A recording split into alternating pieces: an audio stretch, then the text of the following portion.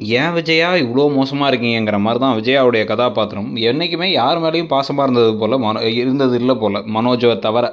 அப்புறம் கொஞ்சம் லைட்டாக அண்ணாமலை மேலே, லைட்டாக ரவி மேலே, மிச்சம் எல்லாருமே அவங்களுக்கு இல்லை கீரை தான். ரோகிணியை தரையில் தூக்கி வச்சு ஆடி, ரோகிணி எனக்கு ஒரு மகமாரின்லாம் பேசிகிட்டு இருந்து, ரோகிணி பொய் சொன்னாங்கன்னு தெரிஞ்சவொடனே பொதுக்கடின்னு கீழே போட்டது மட்டும் இல்லாமல், பணம் இல்லாத இவங்களோட அவர் ஏன் இருக்கணும், அவங்கள கழட்டி விட்டுட்டு இப்போ உடனடியாக வந்து ஈஸியாக ஒரு பணக்கார பொண்ணாக பார்த்து கட்டி வச்சிடலாம், ஏன்னா ஒரு ஷோரூம்லாம் வச்சுருக்காருன்னு முடிவு பண்ணுறாங்க. அதன் முதல் கட்டமாக தான் அந்த நீத்துங்கிற பொண்ணு இப்போ வந்து வீட்டுக்கு வந்து ஸ்ருதி செஞ்ச வேலையால் ஒரு ரவி நமக்கு இல்லாமலே போயிடுவாரோ அப்படின்னா நம்ம பிஸ்னஸ் கொஞ்சம் படுத்துருமோ, ஏன்னா ஒரு நல்ல ஷெஃப்ங்கிறதுனால இன்னும் 2 ஹோட்டல் ஆரம்பிக்க போகிறோம், 4 ஹோட்டலுக்கும் சேர்த்து இவரே வந்து எங்களோட மேனேஜர் ஆக்கலான் இருக்கோம், அதுவும் மேனேஜிங் பார்ட்னர் ஆக்கலான் இருக்கோம் அப்படின்லாம் பேச ஆரம்பிக்க, ஸ்ருதி ஒரு பக்கம் முடிக்க, இன்னொரு பக்கம் விஜயா என்ன நினைக்கிறாங்க, 20 கோடி ரூபா கொடுத்து பிஸ்னஸ் ஆரம்பிக்கிறதுனா அந்த பொண்ணு பணக்கார பொண்ணு கட்டி வச்சிடலாம் நம்ம மனோஜுக்குன்னு சொல்லிட்டு அவங்க 2 பேரும் ஒன்றா அப்படியே ஜோடியாக வர மாதிரிலாம் கனவு கண்டுக்கிட்டு இருக்காங்க.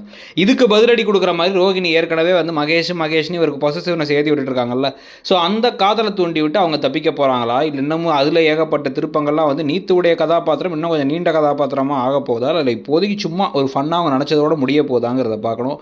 நீங்கள் என்ன நினைக்கிறீங்க? இதுக்கு நடுவில் முத்து வேற நம்மளை ரொம்ப கடுப்பேற்றுறாரு இந்த சீதா கல்யாண விஷயத்தை, உங்கள் கருத்து என்ன?